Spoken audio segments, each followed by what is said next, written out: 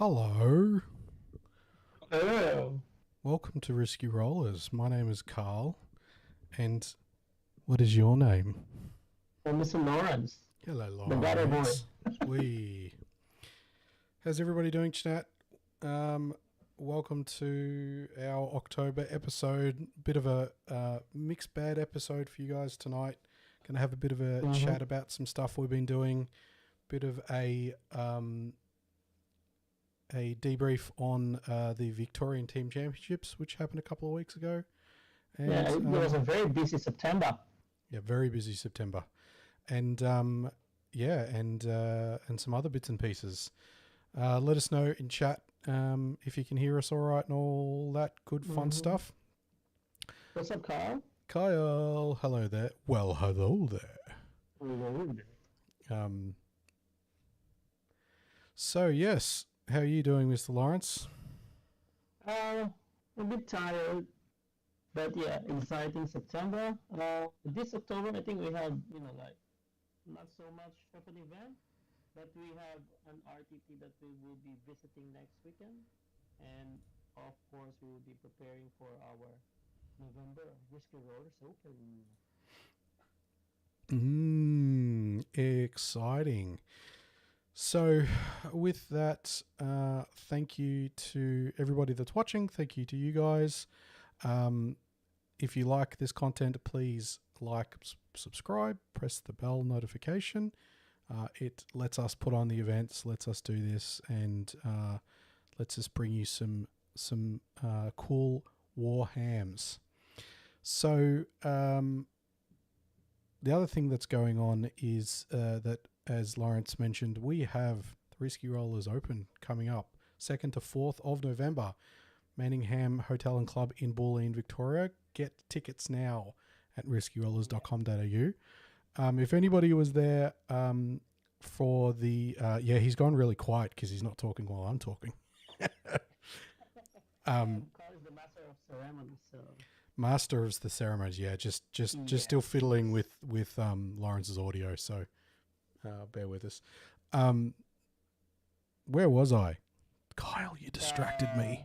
I think VTC? So, yeah, if you were at VTC, you would have been at the same venue. So it's a 3-day event. There's lots of cool things going on. We've got some vendors in there that's going to provide a little bit of entertainment if you are alongside the games of Warhammer 40,000. Looking forward to it. Tickets are selling pretty good, so get on board.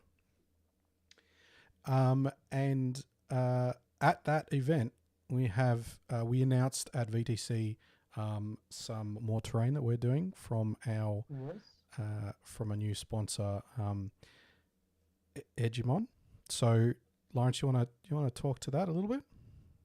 Yes, so we would be, because in most of the Risky Rollers events, right, we're using our very own, theme of terrains, but because we really want to be able to, follow the standard, which is WTC, so we have our new sponsor, which is Hegemon, which we would be getting, or they would be providing us the terrain. So I think we brought a sample last BTC. Those type of terrains you would be seeing, like, for all the tables that you would be playing. And so I think Carl's have a sample. I have some sitting here in front of me, chat. It's very very shiny. It is pressed aluminium on the outside of the MDF, so it's very durable. It looks very good. The printing on it's really nice. I'm going to try some more tech here. We've got... press this button. If anybody's wondering what my paint desk table looks like, that's it, chat. It's where all the magic happens. Lawrence can't see because I switched his cam, but so if I do a little bit of this, chat, oh, look at that. So really nice print motif, very high detail, very sturdy construction. A lot of gray and paint pots they call. A lot of well, yeah, a little bit. I mean, there's a bit of grey here. Yes. But yeah, so that's what the bases look like there. And then when Yeah, it you, comes with, you know, like I've got it upside 4 by down. 6 space, and then you will just have to attach the terrain itself to the base. Yep. I think it has a slit. Yep, which I'm trying to do unsuccessfully. There we go. So as you can see, it slots into the terrain there in the spot. Now this set is that I've got here is a WTC style set where it's kind of got the bit set back there. So yeah, very cool new thing, special for you guys at the Open. So make sure that you get your tickets and you come along to that. So that one, Carl, is direct from Poland. I got that. Got it from Belgium. Put that 8 kilograms of box in my luggage just for you. Yeah, because Laurence loves me and brings me good stuff when he, from his gallivanting overseas. So, yeah. So as you can see, on the tabletop, I've got the cam set up just because we like to have a bit of a preamble, warm up, just to make sure, give some time for people to come into the YouTube while we're into the stream while we're warming up. Give them some time to get in and ask some questions. If Inhumanic VTC was a banger. What were you playing, mate? Let us know. Yeah, who is? I hope I convinced you, Kyle, because as you played VTC, you should know that risky roller events are always a banger, and you should come along. Every time. Nifty looking terrain. Oh, Mad Max. Mad Max. Hello, my US friend. Hello from Australia. As I sip my tea. Hello. Cool. So, I am keen for the Blood Angels Codex got announced last weekend in terms of pre-orders for the actual Codex, because I have been hanging out for those points. If you've been a fan of the channel for a while, you would know that I like my Blood Angels, and I'm very keen for those points to come out. So, is it pre-order this weekend? Yeah. Pre-order was this weekend, but I have the army box, which I paid for with my own sweet pocket money, and that's got a codex in it. So I've got the codex. I just need the points so that I can play it. So hopefully that'll be up. For you, Carl. Yeah. So you have the codex. Can you sell me the code? No, I need the code. You can borrow. You have the codex. You can borrow the book. Okay. The code's mine. All right. Mr. Ed, I can see you there. Luke. Luke played the guard. Thank you very much, Mr. Luke. Yeah, he helped us pack all the things, right? Yeah, those events are massive. So one of the reasons that we didn't have this discussion the week after the event is packing everything up, setting up all the streaming gear, packing all up again, and running the event is quite tiresome. And shout outs to Dalton, does a lot of the running around and touring at the time. Sometimes you just need a bit of a rest. But yeah, so been painting the Blood Angels, and if I go back to Cam, you can see here's my grey plastic Astrath ready to be painted up. He's all based up and ready to go. And then I've been doing some secret tech. I reckon Assault Centurions might be a bit of a banger. So yeah, so if you're a fan of the channel, go and check out the Risky Rollers Discord. The links are in there, in the description, and we have a whip in progress. So for those that contribute to the Wednesday whip, that is generally hosted by our friend Charlie, and we'll talk about Charlie when we talk about VTC. Here's my Wednesday whip contribution. So there you go. Show it. So we've got some centurions that are some rescue jobs. So we'll looking forward to getting them on the table. You working on anything hobby-wise, Mr. Lawrence? Yes, I have. I'll show you one. This is my. Hang on, I'll go Guess to work. what is it? Here we go. Oh, it's a navigator. Navigator. Yeah. Yeah. So Yeah, a little I'm birdie told taking- me. Little birdie told me you needed some painting assistance. yeah, I'm taking again some Necrons Hypercrypt and some Grey Knights, and then I also have some proxies for my Venatari. Oh, more Ta-da! more Venatari. I thought you More already had all the Venatari. Venatari. Well, I already have 18, but because I only have 9 spears and then 9 shields, now I want to have 18 spears. I see. So they're what, Stormcast proxies? Yeah, these are the Stormcast. I felt that the body is a bit, like for ghosts, so maybe this would be a Sisters Venetary. So I might be looking for a Sisters of Silence head. I don't know. But yeah, let's see. Cool. It's hard to go past the Stormcast wings, right? Yeah. It's so nice. But, it takes a lot of space, so I'm thinking of magnetizing it, so I did not glue the wings, so I'm still thinking on how to actually properly maybe magnetize them. Yeah, wings can be a bit fiddly on those spindly boys. How you going, Luke? We're just about to talk about the event that I was playing on Mr. Luke Beveridge's team on the weekend. But you were in the team together. But we didn't win. But I mean, we went and we were emotional winners, and we won in our hearts as friends. But as you can see, the Gutierrez boys strikes again. You and your 4-man team. So a little bit of background. There's in Ringwood.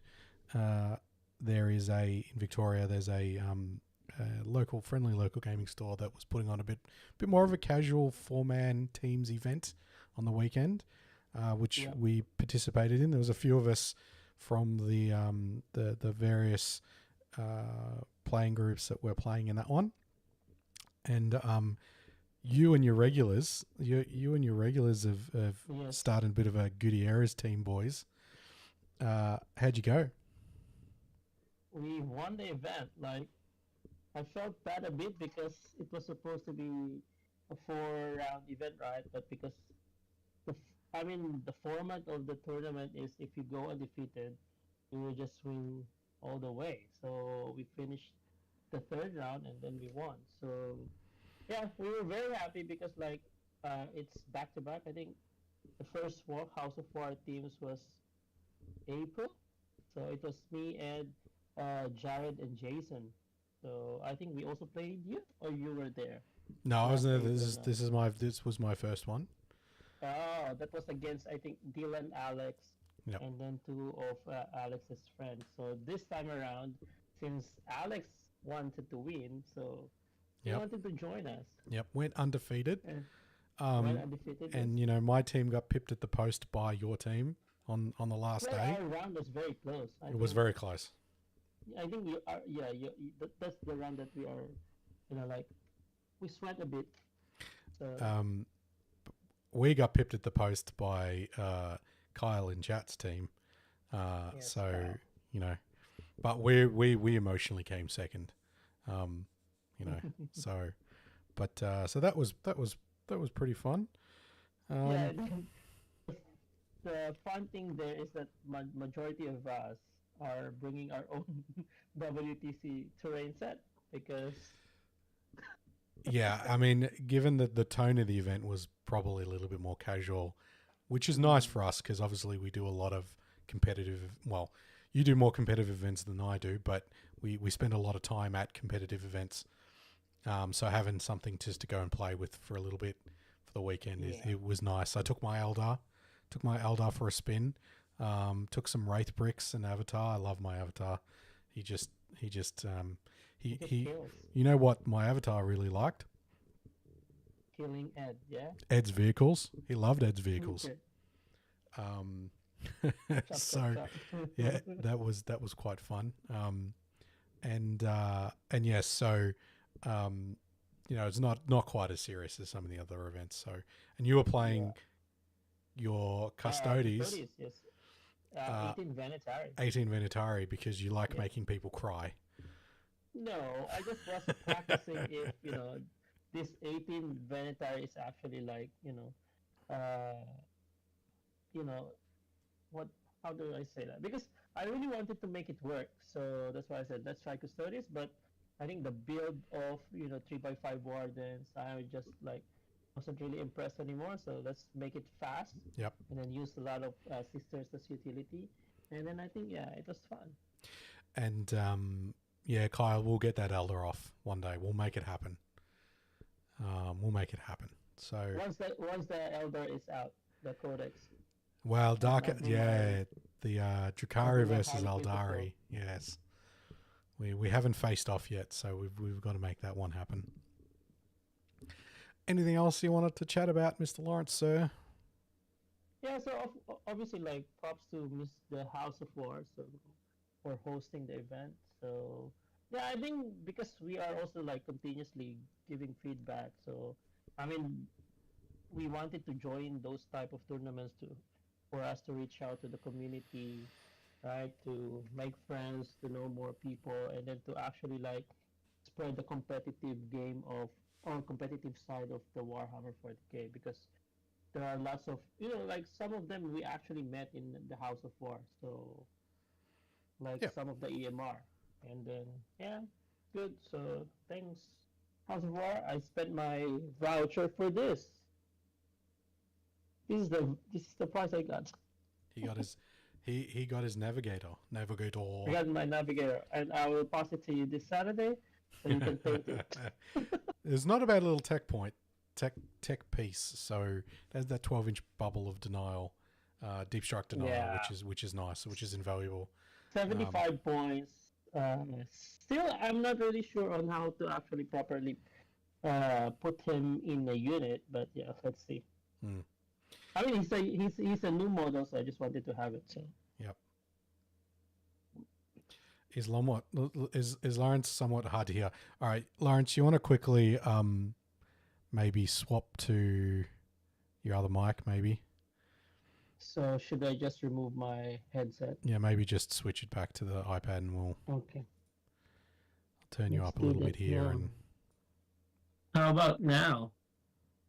Yeah, that's probably that might be better. Is better? We'll stick with that for a bit. And okay. Chat, let me know if that's better. There we go. All right. Now we can see your lovely ears, Lawrence. Elder ears? No. Not quite. Maybe Custodes ears. Very Custodes. Where's the helmet here? Much better. That's good. All right, cool, awesome. Thanks, guys. So I'll just throw this one away. Yeah. You can put that on the pile. All right. So let's have a quick gander at VTC. What happened at VTC? So yep. So thanks again for all the team that have participated. I remember we have 12 teams, minus one player because Dylan didn't make it. I mean, that happens sometimes.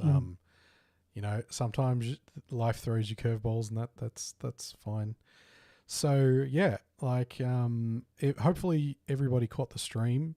The VODs are up on YouTube. If you are interested in checking that out, please go and have a look. You can listen to my lovely voice talking to you for, I think there's 18 hours of video content there. So go and check that out. The placings and stuff were televised at the end of the event.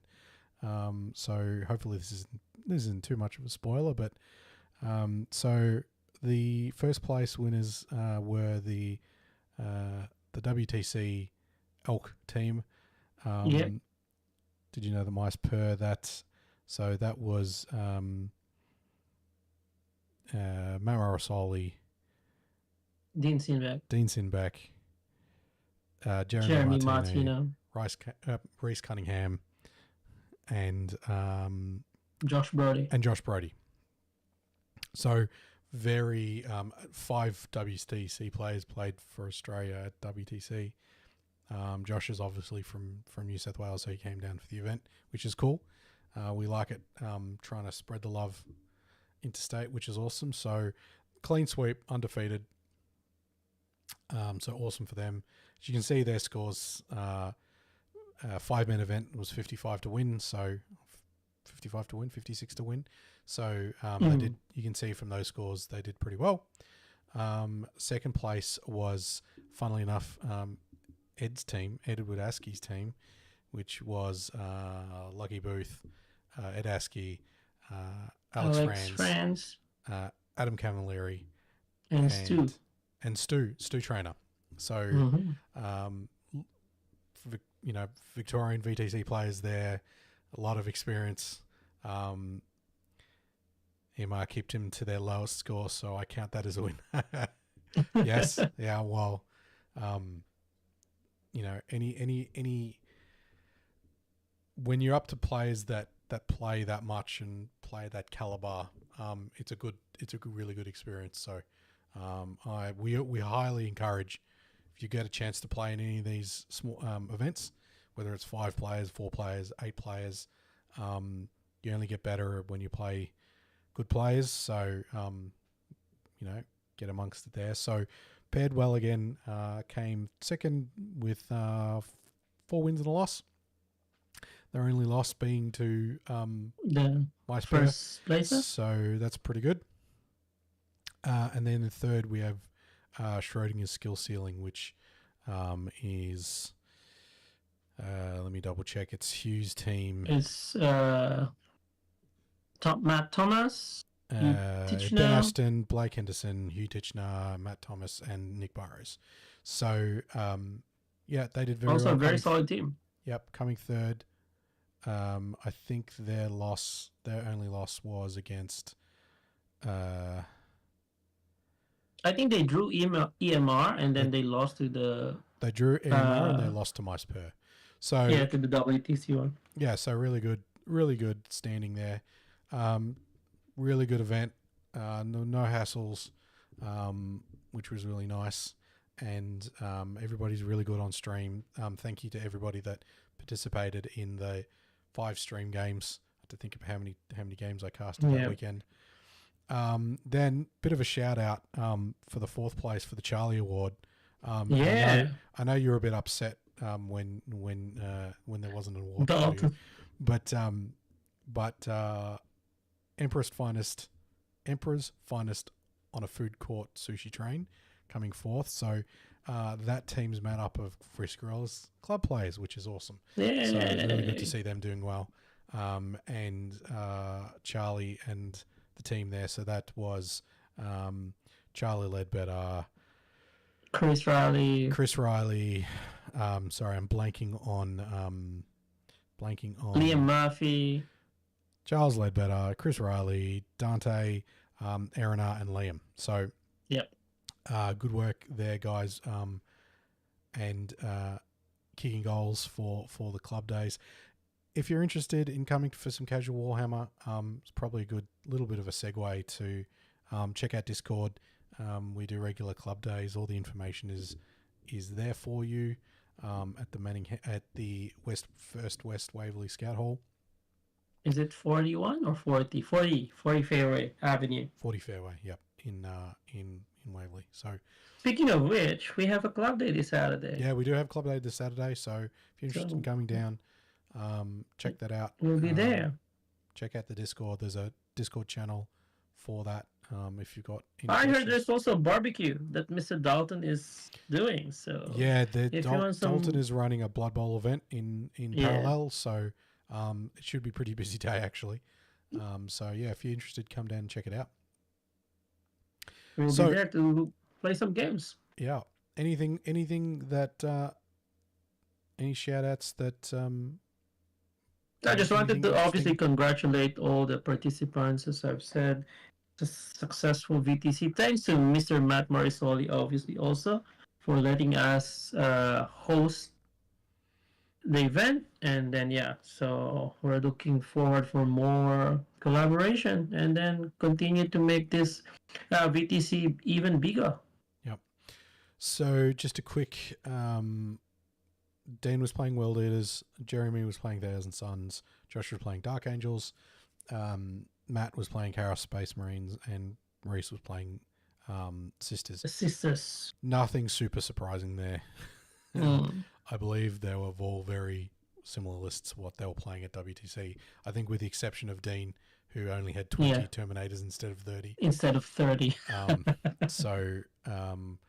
And let's look. I wanted to quickly look at I was noticed when I was having a look at the player placings for the event, as opposed to the score placings. It was really good to see a really nice spread across all the teams on all the individual players that did really well, which is really, really good. So what do we have? So Matt and Reese came first and second in the player rankings, which was cool. And then we had Lockie Booth, who was from Pairdwell on Ed's team. He did really well. Also 5-0, yeah. He was 5-0. Duncan from EMR on his sisters, he went 5-0, so that was really, really good. Stuart then rounded out our top 5 on 4 and a draw, which is awesome. Nick Burrows from the Schrodinger's team also went 4-1, which is excellent. And then Terrence had 3 and 2 draws. And 2 draws. Yeah, as you can see, Mr. Terrence. From a team's perspective, there was a wide range of people that placed really well on the team. So kudos to those guys across the teams. So yeah. So, what else is happening, Lawrence? Yeah, also, maybe we can go to the LGT that just also concluded last weekend. Yeah. Anybody got, if you got in chat, if you're at VTC or you jump in chat, let us know. And if you got any stories or any shout outs or anything you want to talk about. Or ask some stuff. Ask us some questions. We'll always stop to. Except for any financial assistance, don't ask me. For you. If you like the channel. If you like the channel. Speaking of which, I think we would be activating our Patreon again. So actually the plan for streaming is like we wanted to stream a lot of competitive events. But because we're also still so very busy, so I just have to actually maneuver on, where would I really want or what I really wanted to do, because I'm also, properly playing and competing. So, but yeah, I actually want to have a lot of streaming. So let's see on where we would go. So me and Dalton would have a discussion on how our Patreon also would be going back. So stay tuned. Yeah, so watch that space, chat. We want to bring you more stuff. Yes. We love Warhammer. Yeah, so in between the stuff that we were playing in on the weekend was Interwoven London Grand Tournament, the LGT, the biggest event in terms of player numbers. I think there was 800 plus, yes. Players playing, and a very interesting set of groups. Shout out to Lachlan Morrison, who was playing in the invitational, warm-up invitational. Yeah, he played in both tournament, invitational and then the proper. So shout out to Lockie, friend of the We Love GarateCon. So shout out to you. So this was there's so many players, chat, that I went to look at placings, and BCP. Yeah, I just want to have the top 8 itself. So we'll stick to the top 8. Obviously, this is the top 7 because Manishima dropped at the end of day 1 before the shadow round. So we've got Guard, we had Tau, we had Orcs, we had Admech, we had Necrons, we had CSM, and we had Thousand Suns. So there's a few. No repeat factions in the top 8. No Space Marines. No Space Marines. No sisters. No sisters. So my cheeky slide there says, what did I make it say? I made it say spicy new meta or some more of the same? Do you think there's been a meta shift, or do you think people are just The getting used problem to it? with that is like because we would be having some points update very soon, maybe today or tomorrow. So I don't think. I think because if you would, I think sisters are still very strong. So I'm not just sure on how come. I didn't check how many sisters player are actually in the top. 16 or top 32. So yeah, I wouldn't know the percentage, but I think sisters is still the faction to beat, including the T-Sons. And then obviously like because like Liam VSL is like back to back for him. He even won the invitational, so Yeah, and he's just unstoppable. So his Space Marine list was Long War too, so which is the he has basically they have Oath at the moment. It's called something yeah, else. so it's just like he's living in another world. But he has a very close game to that the 82-83. Yeah, Was it the so we can have a quick look at it and look at his list. Yep. So I mean the two, it's he's got Huron. Yep. He's got Fabius, and he's got Lucius, and he's got Cypher, and a Cypher, yep. So really interesting mix of different little tech piece characters. And Lucian does some really weird things where, he explodes when you kill him on the unit that kills him. So he can be a little bit surprising. Cypher is really good. Any of those Vex characters that can just hide especially because they were using UK UTC UKTC. Yep, UKTC layouts. So you can put him in most of the layouts have like a ruin piece that's in the corner, like that's close to the middle. Sorry, not in the corner. That kind of creates an L in the middle. Mm-hmm. Some really cheeky spots to put Cypher, and then you get that 12-inch bubble, and in the in his game in the final versus the Orcs, it caused the Orcs a lot of problems because we'll have a look at the Orc list in a sec, but basically fight on death becomes 3 CP, which is really rough. Some other things to note in this list, had some normal legionnaires, cultists, noise marines, 2 units of noise marines. Yeah, noise marines, yes. Yeah. The obliterators. Yeah. Couple of rhinos, couple of predators, some chosen, and some rhino. blitz. We haven't seen obliterators for a little while. Yeah. So being able to proc that once a game indirect melter is a bit gross. I think that they kind of came out of favor a little bit with some point hikes. But yeah, did you watch the finals game? No, I watched the Thousand Suns versus the CSM one because like it's already 2 a.m., 3 a.m. So on our time, so I can't. So yep.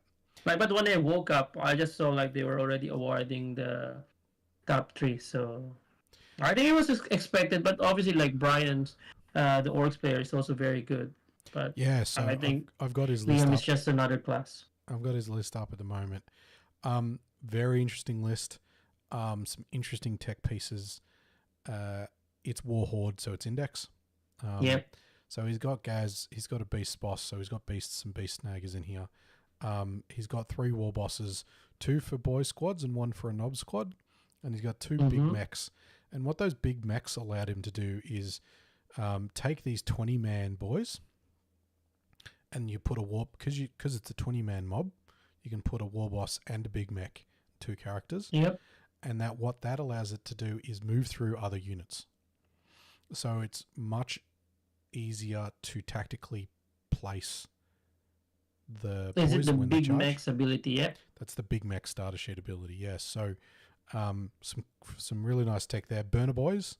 And what he would normally do is kind of have them in reserve and then bring them from the side of the board just to get some angles and some shooting. Some mega knobs, some knobs, 2 battle wagons for the 20-mans. 2 battle wagon is also very good. Yep. So those battle wagons were hard to deal with.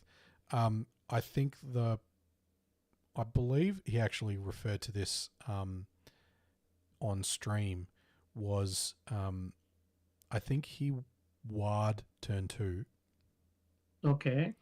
And I think he said out loud, shout out to Wargames Live and Joe, because he does a really good job. So, you know, we were watching his channel. But Brian kind of said, I probably shouldn't have ward turn 2. Because once he went in, he just ran out of steam. Yeah. He went in and the CSM list just outlasted him. Liam VSL's list just outlasted him, and you know he didn't kill enough on his go turn. He killed lots, but he didn't kill enough. And then once those boys don't have the +1 attack and they don't have the 5-up invul, they're just T5 wound, right? Yeah. So yeah, that was really interesting. Did you have a chance to check out the AdMech list? No, I didn't. Who's playing AdMech, by the way? I didn't check. Give me a second. The problem is, Johnny, I'm not subscribed with the Best Coast pairing, so... shout out to Best Coast. Go and support them, unlike Laurence. And so maybe someone should sponsor me.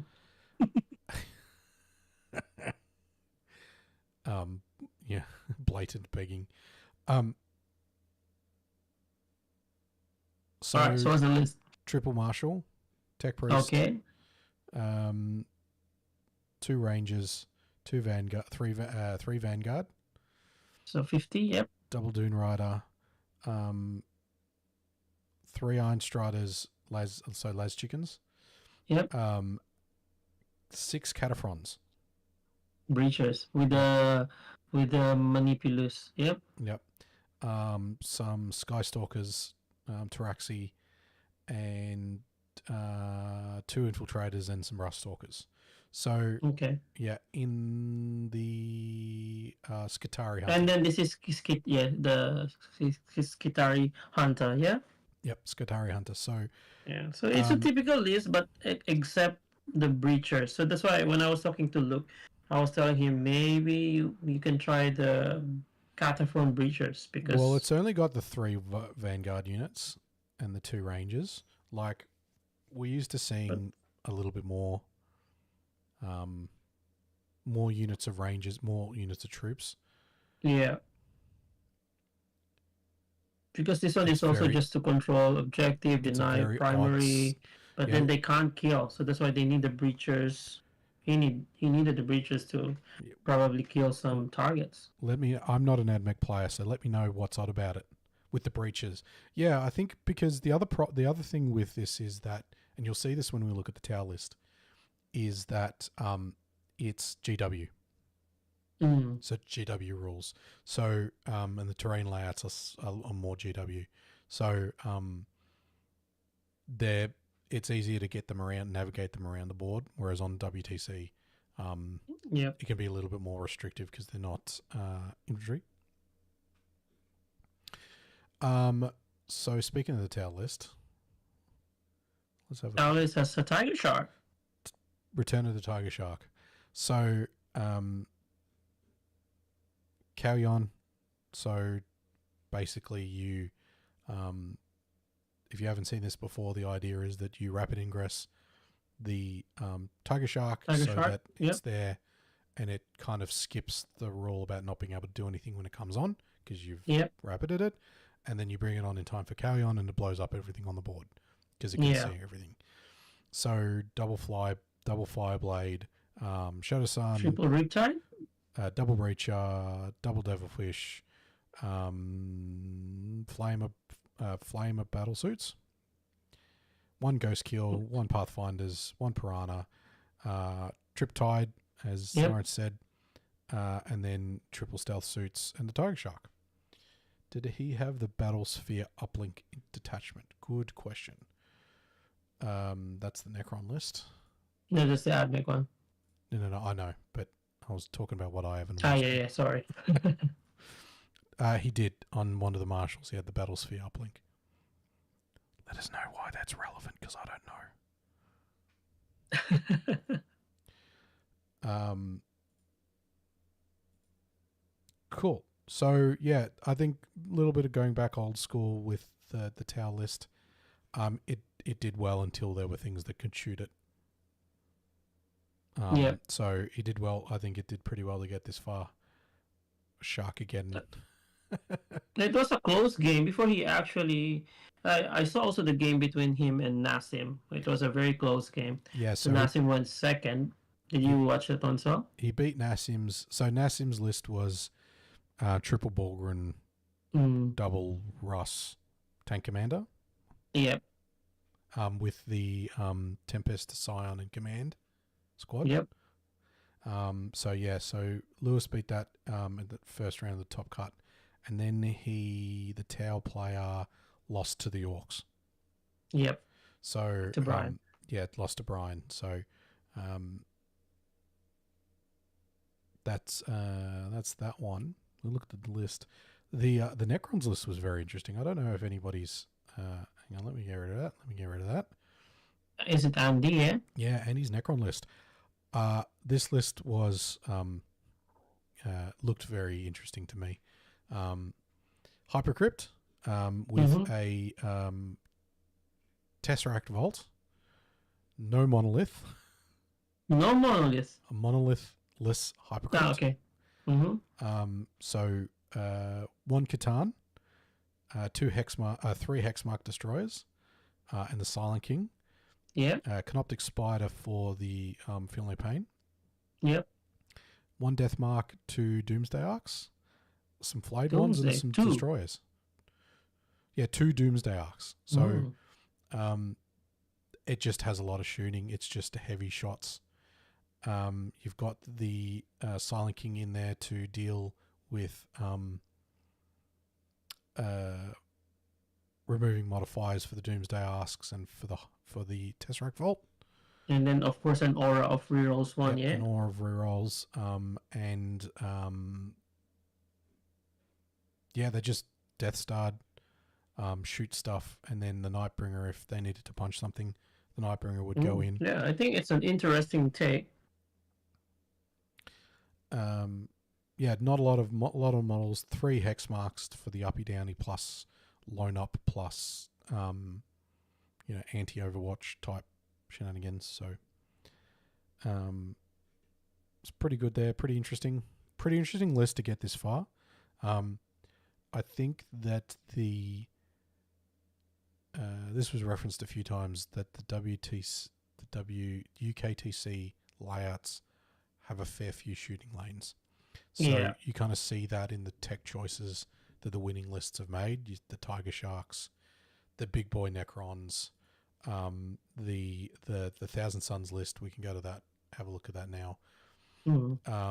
I believe that it was, I'm just going to quickly skim to the bottom, Double Vortex Beast. So Maggie. Yeah, so the Thousand Sun list is probably the most typical that we've been seeing. So Aramon on disc, Magnus, Triple Infernal Master, Demon Prince. Marines, Cultist. Yeah, 1, 2, 3. 3 units of Rubrics, Zangors, 2 Vortex Beasts, a couple of Chaos Spawn, some Cultists, and some Enlightened for some scoring. So, but yeah, those lots of, if you can get them funneling through some of those shooting angles, then the shooting lists were doing really, really well. Yeah. Battlesphere. Well, he ended up third, so well done to the T-Sons player. Yep. So Luke says Battlesphere uplink is the move, shoot, move enhancement. It's very common, and was wondering if he had it in there. Yeah, he did. Yeah, he has it. Yeah, cool. So Next time we go to LGT, how about that? Road trip. Road trip. Road trip to LGT. Let's see. We're all booked in to go to Uprising. It's about as close Uprising, yeah, excited for that. as was Like excited we for have that. We're already a planning crew. for that. I think we're already, at least a 10-man already from RR and EMR, yeah? Yeah, I believe so. So we're going to have a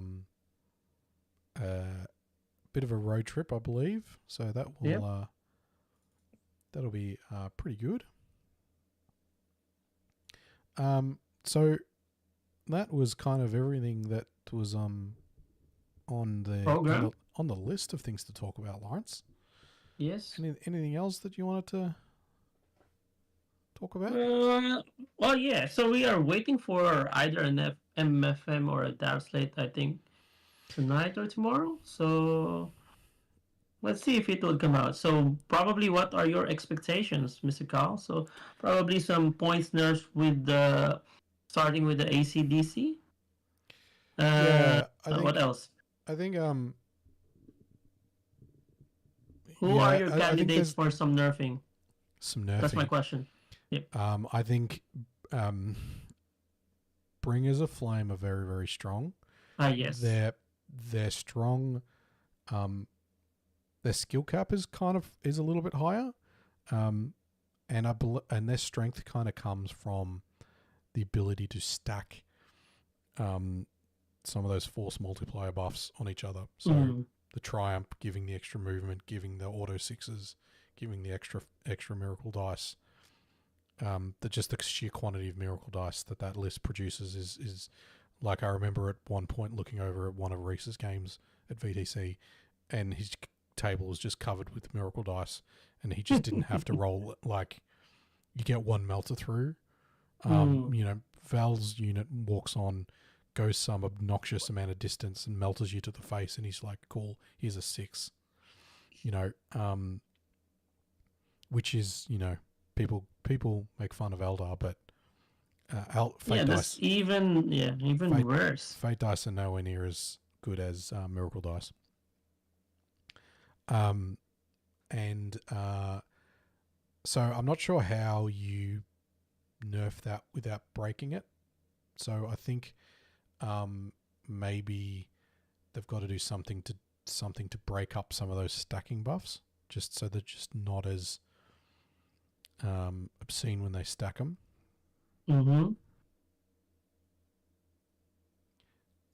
Dark Elder going to be hit when I don't think they really need it. You reckon? What do you reckon, Kyle? I think they're fine. Yeah, I mean, I think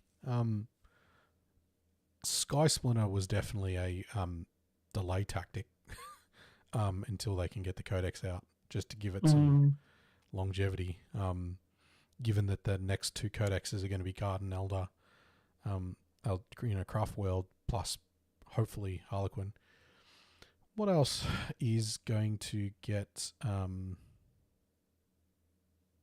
about T-Suns on Space Wolves? Oh, the Space Wolves one, bro. The Wolf Jail one. Will they probably receive some points increase again? Yeah, I mean, you're seeing them sporadically. I'm not sure. I haven't checked stat check for a while. I'm not sure what their win rate is. But they're in that rotation. You don't tend to see on the podiums at the moment, Blood Angels plus Dark Angels plus Space Wolves. So you tend to see like one of them because of the rock, scissors, paper that happens at the moment. So I think maybe a slight points. I reckon Dark Angels will probably the Deathwing Knights, yeah, I reckon they'll take some sort of points increase. Yeah, having access to 3 units of Deathwing Knights plus the rest of your Gladius stuff, to be able to fit in 3 Deathwing Knights and Eradicators in the same Gladius, that is very strong. Yes. What else? The Cultist one, yeah, I'm not as... So I've seen the Cultist a little bit. We've got a few players that play it in the local meta, right? So I've seen it a few times. So I'm not sure how much they need. There's a lot of control there, and with the blood surge, and the different profiles that you get from the Cursed Cultist Dark Commune combo, maybe it points some sort of something just to, a bit, yeah. Just so that you can't. So it's hard. It's a choice to take 3 units rather than you starting at 3 and just fitting in whatever else. Ben says Space Wolves are at 60% Stormlance, 50% Champs of Russ across all of Prior, so would expect some adjustments.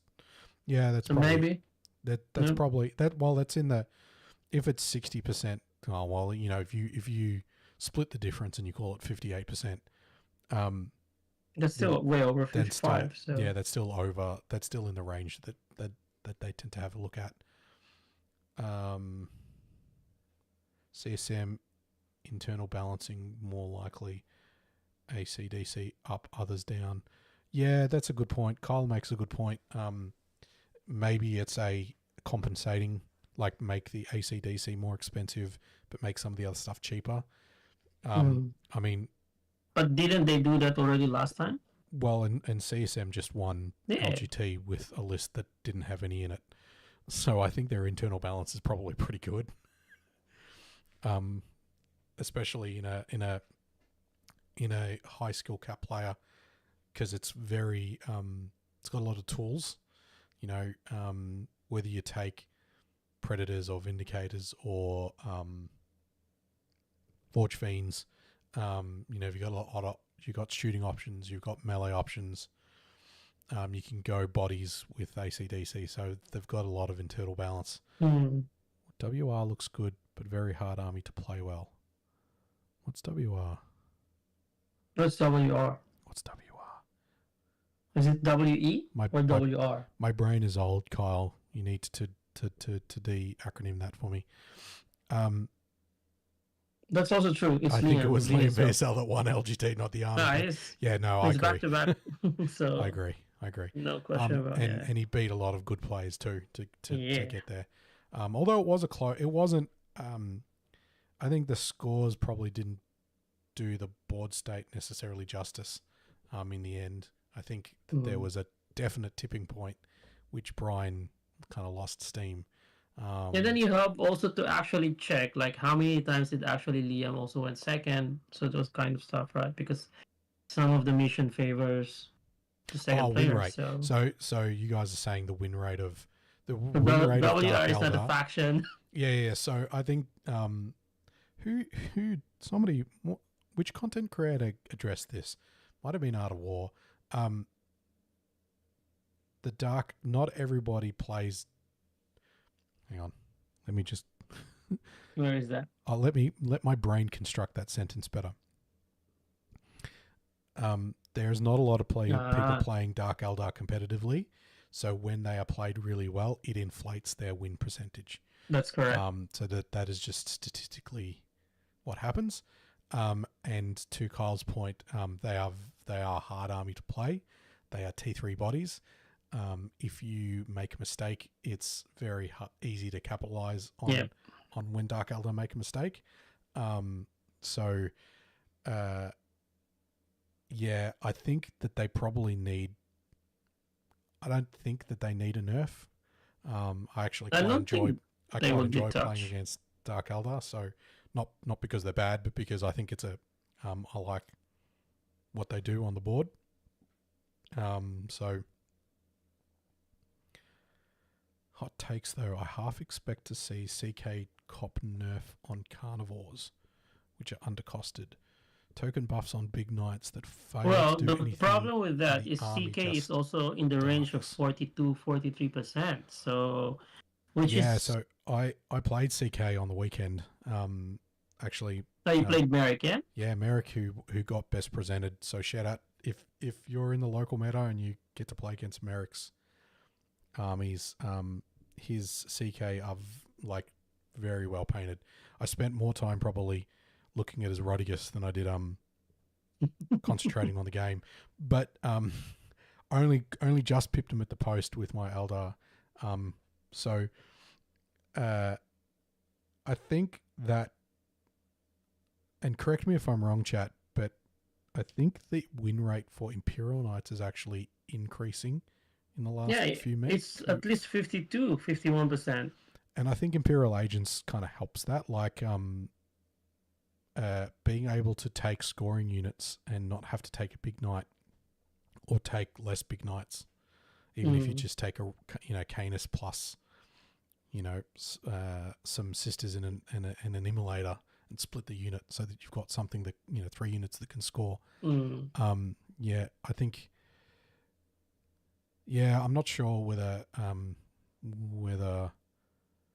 I think what they will do with CK, because the problem with, you see, the CK is bad and then the Imperial Knights is good, but the best knight unit or model is actually in the Imperial Knights. That's why. So when you play CK, you actually don't take bigs. You should just take small, because you have 12 or 13 very fast 8 OC, and then the Carnivores are also very killy. You have the Brigand who are also very killy in shooting. So that's always the least with the CK. But if you have an army that's also very good in melee that would actually kill all your Carnivores, then yeah, CK are dead. But for Imperial Knights, like Canis and the Lancer, just 4+ invul and both shooting and melee, they are just really tough. So those two in the center just hobbling around, killing all the stuff, and then some of, as you said, some of the allies or even the Helverines, then they are just also free to score. So yeah, I don't know, maybe they would reduce the Brigand again to 165 or 160. I don't know. But big knights are hard to balance, right? Because you tweak them the wrong way, they become too good. Yeah. But if they're overcosted, they're not worth taking, right? So yeah, definitely a balance. If you remember right, when the 10th came out, so all of the big knights are also very cheap, and then they found it like to be very good. So all of a sudden went to be really overcosted, and then they went down again. So that's the problem. God, Bulgrin. What do you think of Bulgrin? Do you think Bulgrin? That one also needs to be nerfed. So so I think instead also of I'm not sure how many points are there.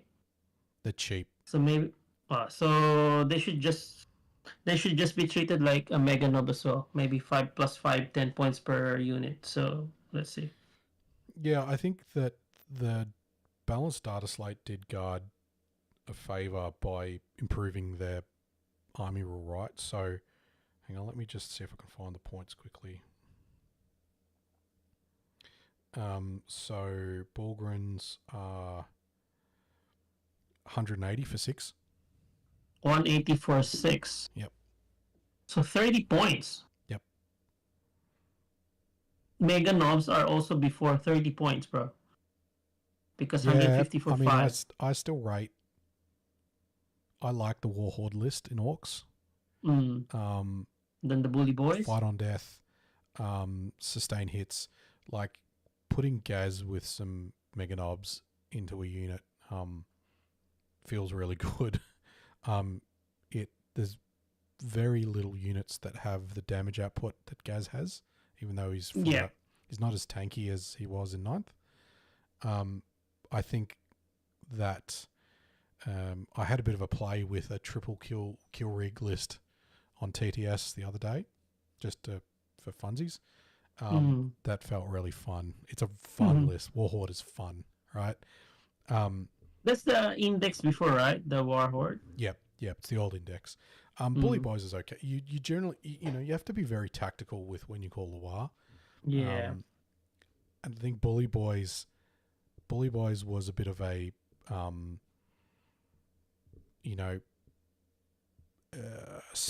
stacking everything tough in, and then when they kind of nerfed the points, they kind of broke. I'm trying to think of the word, like there wasn't quite enough stuff that it was like a kill turn when you go in. 4 up involves 6 up feeling pain, neg 1 damage with orders is huge. Yeah, neg 1 damage is always good. So on a 4+ invuln. Yeah. They hit harder than they should. They don't hit grossly. They hit okay. But Is it also AP to damages? Their melee profile? Not sure. But I just had it. I can look it up. Melee weapons.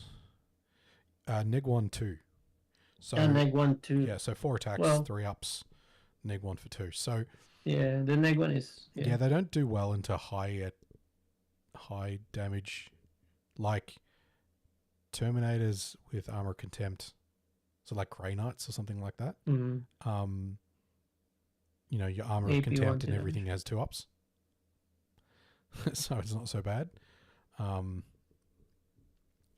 Bulgren don't hit that hard really. They're solid, but not enough AP behind them. It's the Rogals. Yeah, the Rogals. None of the guard lists that did well at LGT had Rogals, which was interesting. So I know Camilleri played Rogals in the guard list he played at VTC. He liked Rogals, but it's that they don't die and can just last in a long fight, but still do fine in mid-tier stuff. Yeah, I think it's the ability to field 3 units and just clog up the middle of the board while you're shooting pieces, take out stuff.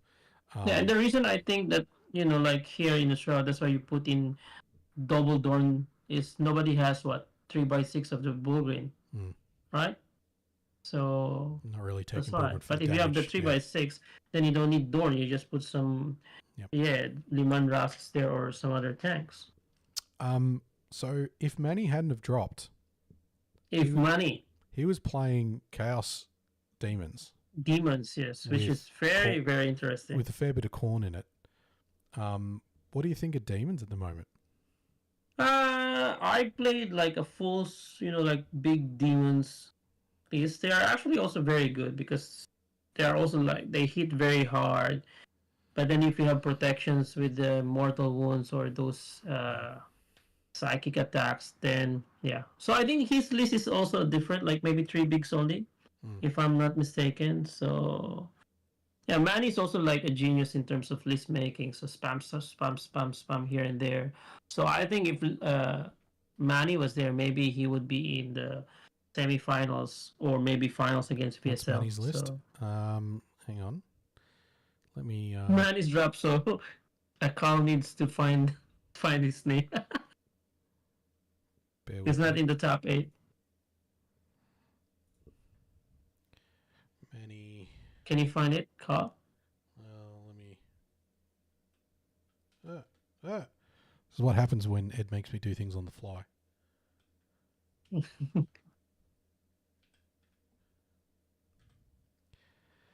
Here we go. All right. What's his list? Look, I can do it, chat. I can use a keyboard.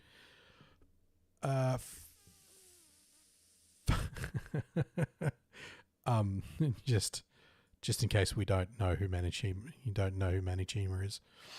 Hey Kaiju. Great Unclean One, Double Renmaster, Scarbrand and Mask. 10 Plague Bearers. I mean, they you see them in a lot of chaos lists because they have sticky objectives. 3 units of Blood Crushers, 2 units of Fiends, and Fleshhounds.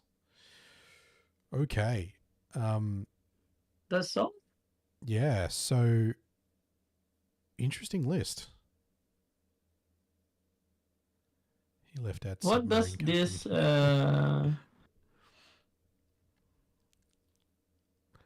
the 2 characters there, bro? What's after the G? Great Unclean One? 2 Double Renmaster.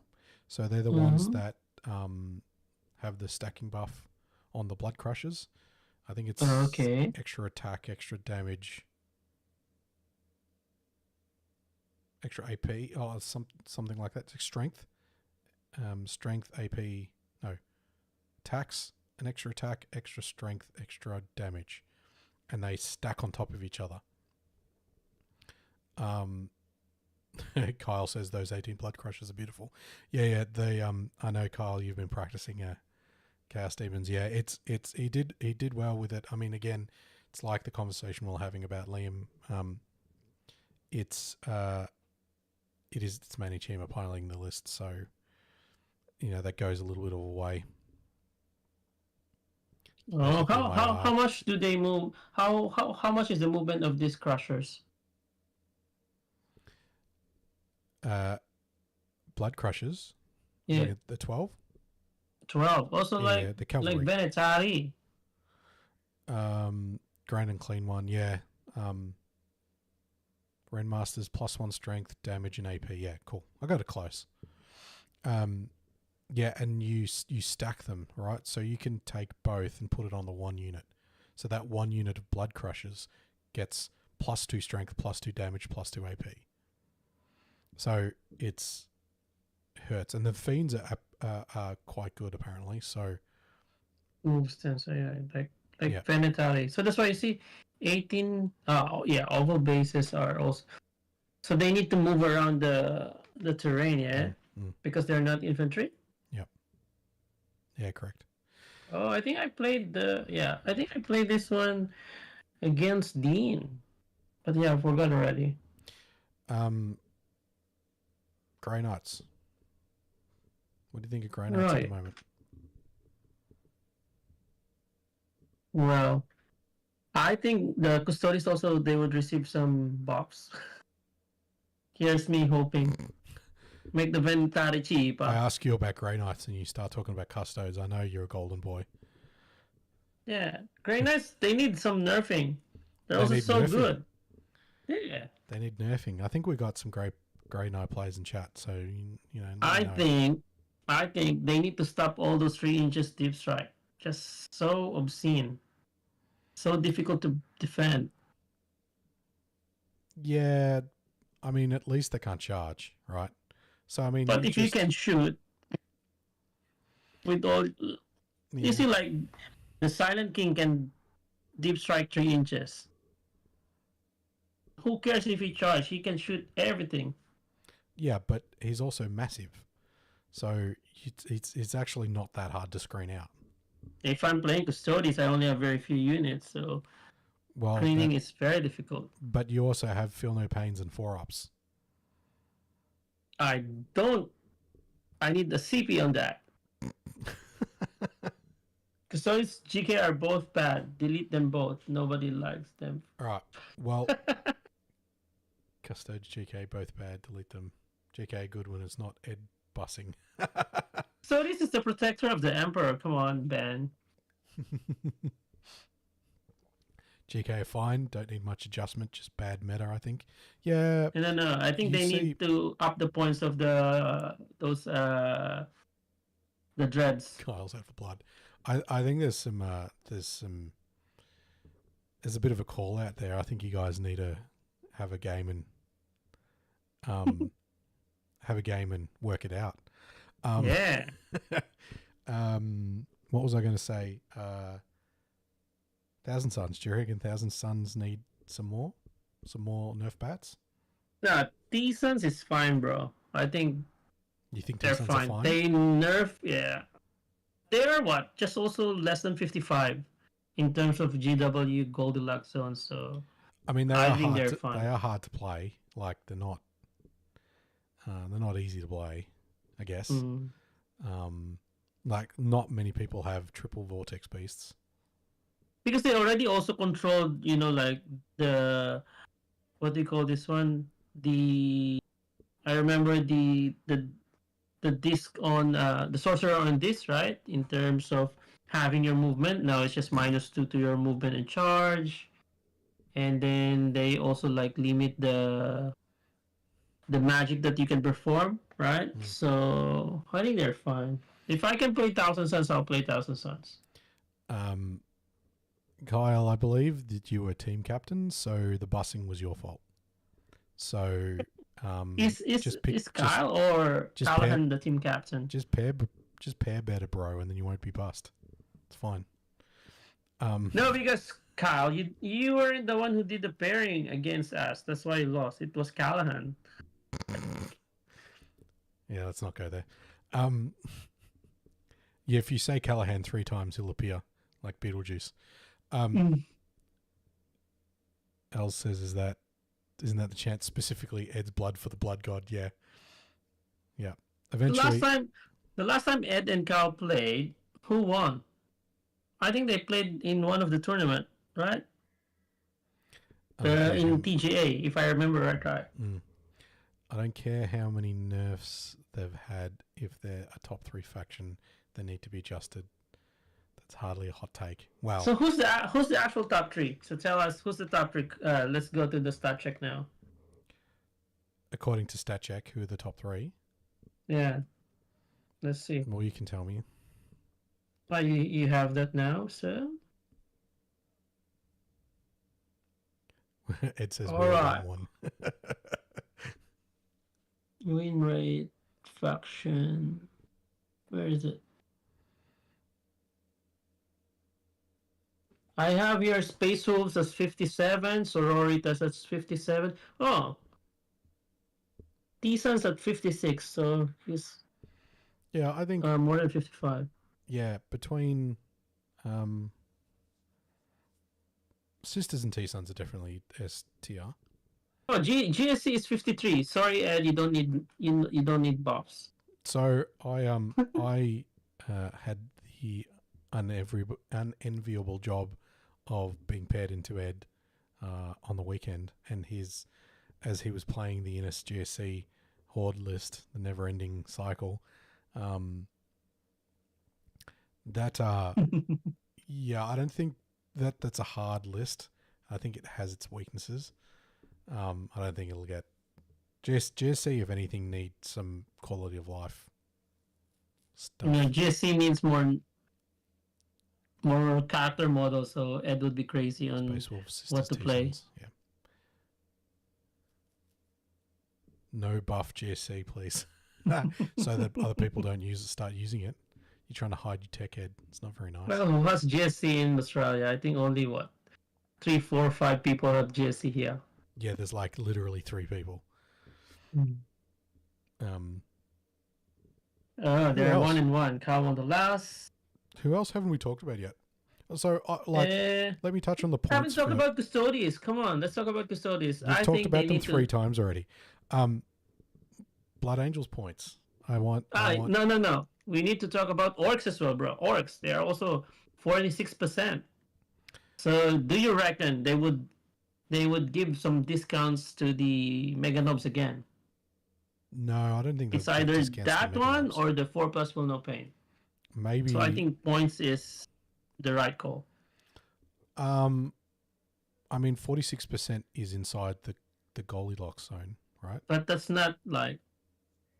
It's still bad. Like it's 55 to 45, right? But they're the lowest now, 46.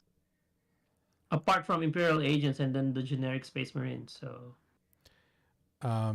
Yeah, well, it'll be interesting to see what they do to Imperial Agents to see if they can incentivize anybody to No, actually play them. I don't think they would touch the Imperial Agents because...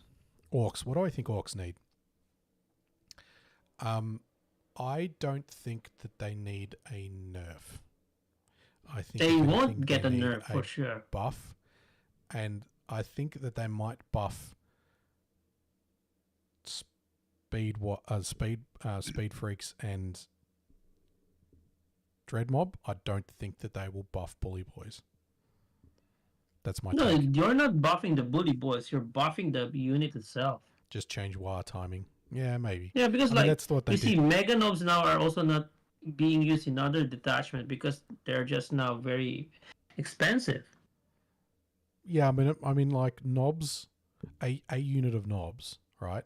So 10-man unit of Nobs has the same output as a 10-man Death Company with Power Fists. Right? They don't have the rerolls, right? But if you put the characters there, you get a war boss which hits harder than a chaplain. And depending on what detachment you're in, you could have either you could have sustain if you're in War Horde. But their WS is 4. Your WS is 3. No, their WS is 3 when they're led. That's what a Mega Nob. Yeah, that's why when they're led.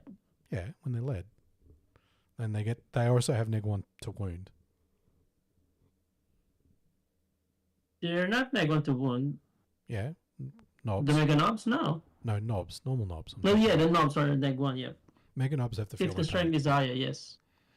Is it? No, just -1 to wound, yep. Orcs came second at LGT, nerfed them, yeah. Yeah, no. And probably, like, I can see them giving a buff to the Beast Naggers detachment too. Yeah, Bisnagas is a bit expensive compared to the regular boy, so... But yeah, I don't know. I only have 10, so... We only have 10, so I don't know. Yeah, I don't think running, like, maybe one big unit. You don't want to run more than that. Like, that's just... You get spammy. No, I want spam. So they're going to undo the Custodes buffs, right? They're going to make Shield Host crap again, and no. And they're going to make sure that you can't take. They're going to remove all your Imperial agents. Well, I actually changed my detachment to the Talons of the Emperor. So, and I practiced it like yesterday. They're very good. Which one's that one? The sorry, that one is when you're within 6 of a sister. You get 5+ feel no pain against psychic attacks and more wounds. And the sister would be, what, +1 to hit. But the good thing with that particular detachment is you have a strat of reactive move. So, pretty good. Ed says a lot is dependent on the WAR. If you make that easier, the win rate will follow. Yeah. I think the WAR still needs to be tactical, right? We don't want a Gladius combat doctrine WAR, right? It's still, but I mean, the timing of the WAR, yeah. I mean, what would you change? Like, do you have a suggestion, Ed? Like, what would you? No, I think he's referring to not at the start of the battle round. It should be like at the start of your turn. Like, if I go second, I can call a WAR if I want to on my command phase. Because the problem with, first battle round, I'm declaring a WAR, but then I go second. So obviously, you can't do that. Wasted your WAR.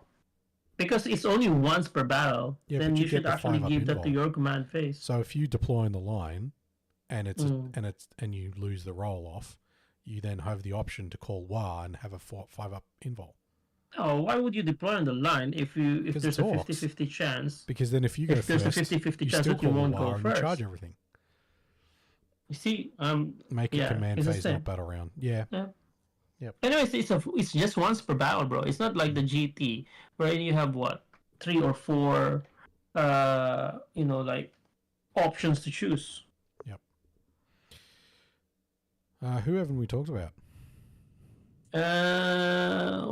What else? Tau. How about the Tau? Ooh. Again, I think they're fine. Again, Tau are hard because if you overbuff their shooting, then they just shoot everything to death. They've got a fine balance line from a points perspective, because if you make Crisis too cheap, then it becomes spammy. I think that they've got enough predators that they're okay. Like, what's their win rate? Currently, as per the stat check, it's 48, so it's fine. I would assume so. I think they need to just make the Crute detachment be more affordable. So let's see. Yeah, I mean, the Crute detachment has the potential to be abusable, though, in the same way that, like, a Cursed Cultist ACDC are. Just nerf Tiger Shark, please. Yeah, well. Because we don't have Tiger Sharks. Don't worry, Ed. Once I find one, let's ask Rusky to print. Well, I think Chris has 2. Maybe see if he wants to sell you one. One more. How about Leagues of Votan? This also stupid Leagues of Votan. What do you think? Leagues. Leagues are in this weird spot, right? The Jaegers made them a lot more durable in the matchups where you have aggro, where you're like, Wolf Jail, World Eater. We haven't talked about World Eaters yet. Wolf Jail, World Eaters, Blood Angels, Orcs. So these, Custodes, where you want to screen. They have Sagittars are really good, putting units in Sagittars, putting them on objectives. The guns on. They just also have a lot of like scout and very fast one. Yeah, so they're very, and they wound and hit everything on 2s, like nearly all of the time. What's their win rate? Currently 51%. I mean, that's pretty good. I mean, that would be also a product of not a lot of armies out there. So, like, not everybody would have all of the stuff. The land fortress is meh. But, yeah. I think you pay a lot of points for the transport, then you don't put any units in it. But that one is also a tough one to crack. Like, yeah. When I play Votan, I'm just ignoring it as well. Jaegers, Sagittars, Berserkers, and Termies are all you need. Yeah. So you need to nerf the Jaegers. You need to nerf. Why would you nerf the Jaegers? It's so cheap. So make it, 100 or 110 points per 10. But why is that a problem? Because they're just new units, new models, right? They're new. And that's why it's cheap. So now make it expensive. Yeah, but why do you need to make them expensive? What's broken about them? I don't know. I just know that they are being used a lot. So you just don't want people to play with new toys. Yes. But what about Custodes? Custodes is currently at 47%, so they need help. Yeah, I still see a lot of lists that are double tank. So that's why the list is like either a double tank one or just infantry based one. So there's really not a lot of like different stuff that you can see. So that's why, like, from Shield Host, I'm trying to experiment on this Talons of the Emperor detachment. But still, I would still like roll probably a 12 or 18 Venetary. So yeah, I mean that just seems very oppressive, right? Like, it's not oppressive. I mean, you can triple rapid ingress, right? Yeah, you can triple rapid ingress for free. On go. Yep, which is a bit gross. It's not. Well, if you kill them, then I would lose my units. So just kill them. But I mean, you can say that against every unit in the game. If you just kill them, you lose them. The thing is that, like, you can rapid ingress turn 2, and then like move 10 and then charge, and then you've got Custodes, fast Custodes that you can't control where they go. Custodes have like 3 units. They make knights look like they have No. 65 points is actually still very expensive. There's some shade. Mr. Carl. They should be like, what? 55 points. Or 60 points. Okay, let's have it 60 points. Chat says your Custodes bias is showing there, Laurence. Well, you want to know I'm playing Custodes, so I'm biased. You want to know what I think points-wise for Blood Angels? Alright, so if you have, go ahead. So, the Death Company Dreadnought needs to come down in points. Needs to be lower than in the back of the current, in the new codex. Mm-hmm. The Sanguinary Guard need to come down in points. Not just a little bit. They need to be in the range of Terminators, not more expensive, because they are an okay unit, and you'll probably see them in the new lists. But 50 points in the back of the codex currently, they are 50 points a model, which I think is too expensive. I think Death Company need to be, their points need to be adjusted because the output is just not there. I was having a chat to some of the guys on the weekend. We're talking about whether like the Lamarti's Death Company combo was still good. I don't think like 3. You can take 3 Eviscerators, 2 Eviscerators, 2 Eviscerators, 3 Power Fists, 1 Inferno Pistol, and 2 Inferno Pistols, 2 Plasma Pistols is not the output at their current points cost.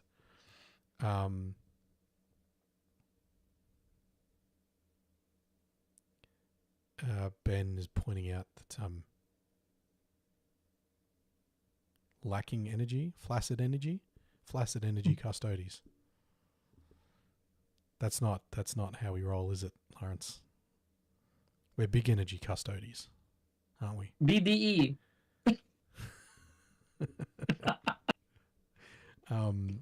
What else? And bit of an adjustment on the characters. And Oh yeah, also bro, sorry. Custodies characters are still very expensive. and we're Like who back would to pay for a shield cap at 140 points? and we're back to No. custodies. Who'd pay for what? The shield captain is 140 points. It's very expensive, bro. What does it do? So he has a double martial kata once per battle, and then obviously CP discount and a strat, and then yeah, so same profile as well. Strength 7 spear, AP 2 damage, and then But yeah. you have blade champs. So that's why I'm not using any shield captain because blade champs are 110 points. So But blade champs are awesome. Why wouldn't you just run blade champs? that's why I'm running blade champs, not the shield captain. But the shield captain is also nice if you want to have some CP discount or double martial kata in once per battle. So yeah, but I want more devastating ones, and then obviously like it's cheaper. Yes. So, chat, if you've got any questions, now's the time to post them.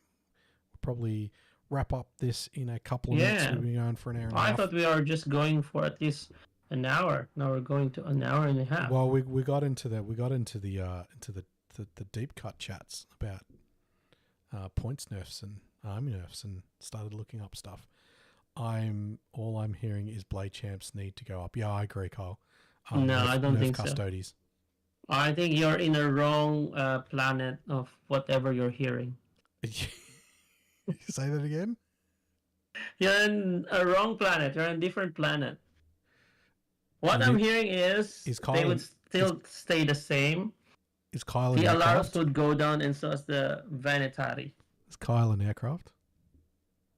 Kyle's not an aircraft, but he He'd be has into- a lot of vehicles, so he's fast. Didn't you just say he was interplanetary? Is he an aircraft? He was. He's not an aircraft. He's just on a different planet. Just on a different planet. Yep. Yes. All right, Kyle. All right. So it was a good chat. Yep. So thanks everybody for joining us today.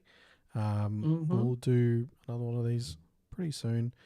If you like what we're doing, please make sure that you like and subscribe and support us.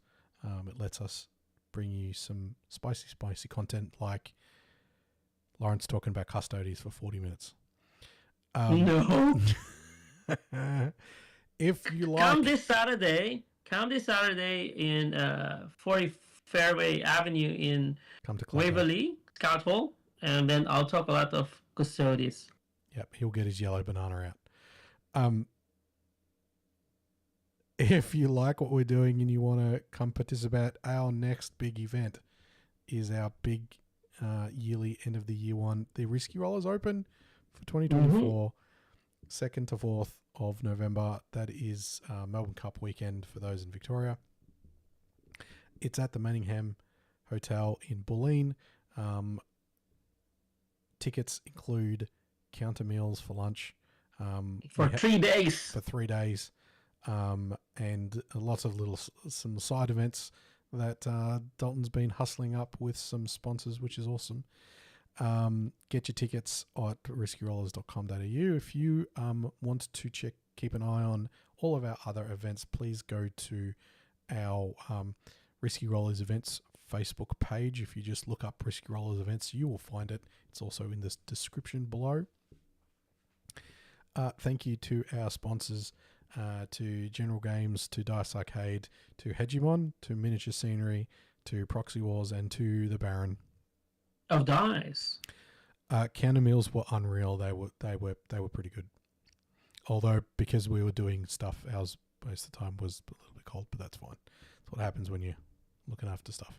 Yeah, But I'll, it's- I'll try to make sure that this time we'll have more options because it's 3 day. We don't want you to have repeated meals. So I'll be talking to the. I mean, I like, you know, I could eat No, Palmer's 3 days in a stupid. row. I ordered like the same meal on my Saturday and Sunday. So Yep. We had the bar open in the actual room itself, so we're in the ballroom room. Lots of space. yeah, so it's bigger. Twice as big as it was at the VTC, so we'll have a bit more space to spread out.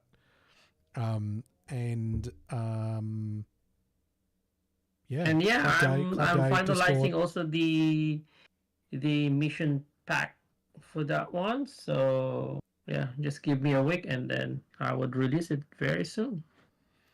Yeah. All right. Well, thank you, Lawrence. Thank you. Thank you, Carl. I will see you very soon again. Yep. Don't forget to bring our terrains, our boards, and everything. If you come to Club Day, go into Discord. Let Charlie know that you're coming so he can tell me how many tables. Yes. With that, we'll wrap it up. Adieu. We'll say goodbye. See you later. We'll see you next time. Bye. Bye.